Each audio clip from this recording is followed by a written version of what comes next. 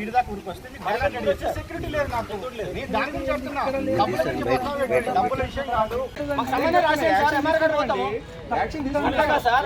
పోలీసులకే సంబంధం అంటే ఏ కంప్లైంట్ ఇచ్చినా ఎంత మంది మీద ఇచ్చినా వాళ్ళ మీద యాక్షన్ తీసుకుంటాం. సిఐగా మాకే సంబంధం అంటే ఎట్లా చెప్పండి.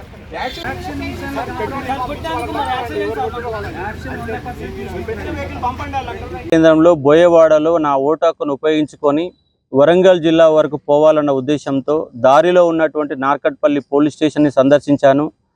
ఆ పోలీస్ స్టేషన్కు 100 మీటర్ల దూరంలో డబ్బులు పంపిణీ చేస్తున్నారు. ప్రత్యేకంగా ఒక ఫంక్షన్ హాల్ బుక్ చేసుకున్నారు.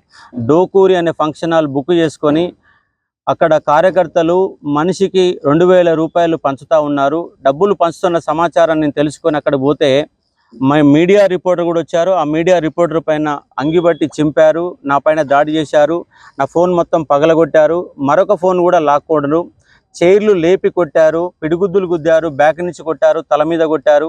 ఒక విద్యార్థులు కనుక అడ్డుకోకపోతే ఇంకా తీవ్రంగా నన్ను గాయపరచడానికి అవకాశం ఉండే. ముక్కు పైన కొట్టారు, నా అద్దాలు కూడా ఎగిరి కింద పడిపోయినవి. తీవ్రంగా నా పైన దాడి జరిగింది.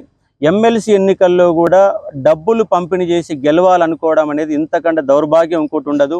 ప్రతి పోలీస్ స్టేషన్కు 100 మీటర్ల దూరంలో డబ్బుల పంపిణీ జరుగుతున్నా కూడా ఎలక్షన్ కమిషన్ కానీ పోలీసులు కానీ పూర్తిగా విఫలమయ్యారు.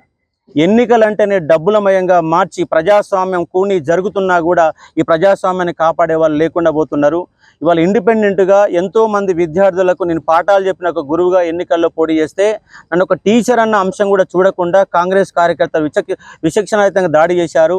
శ్రీకాంత్ పైన వీడియో తీసిన ఇతని పైన ఫోన్ లాక్కోవడమే కాకుండా 500 మీటర్ల వెనకకెళ్ళి కార్యకర్తలు దాడి చేయడానికి వెనకంగా పరిగెత్తి ఉరికించారు. ఈ విధంగా నార్కట్పల్లిలో కాంగ్రెస్ కార్యకర్తలు దాడి చేయడం జరిగింది. ఇది ప్రజాస్వామ్యానికి విఘాతం కలుగుతూ ఉంది. ఇక్కడ ప్రజాస్వామ్యవాదులందరూ కూడా దీన్ని ఖండించాలని డిమాండ్ చేస్తూ ఉన్నాను. నార్కట్పల్లి పోలీస్ స్టేషన్ని కంప్లైంట్ చేస్తే ఎస్ఐ గారు ఈ పోలీస్ స్టేషన్కు 200 మీటర్ల దూరంలో ఉన్నారు, కానీ ఇక్కడ వరకు రాలేదు, కంప్లైంట్ ఇవ్వండి అని నిర్లక్ష్యంగా సమాధానం చెప్పారు. ఇక్కడ పోలీసులు కూడా కాంగ్రెస్ పార్టీ కార్యకర్తల్లాగా పనిచేస్తున్నారు తప్ప ఇక్కడ ఎలాంటి స్పందన కూడా లేదు. అందుకే ఈ పోలీస్ స్టేషన్ ముందు కూర్చొని నేను నిరసన వ్యక్తం చేస్తూ ఉన్నాను.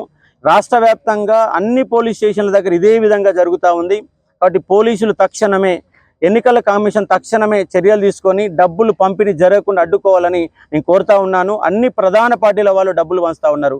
ఇంతకంటే నిస్సిగ్గుగా లేదు. పోలీసుల సమక్షంలో డబ్బులు పంచుతున్నట్టుగా నాకు అర్థమవుతుంది. జస్ట్ 100 మీటర్ల దూరంలో ఎక్కడో దూరంగా యాన్నో ఒకటి ఫంక్షన్ హాల్ బుక్ చేసుకొని, డోకూరి ఫంక్షన్ హాల్లో బుక్ చేసుకొని ఇవాళ నా పైన దాడి చేయడం జరిగింది. ఇది ఒక ప్రజాస్వామ్యానికి విఘాతం కలుగుతుంది.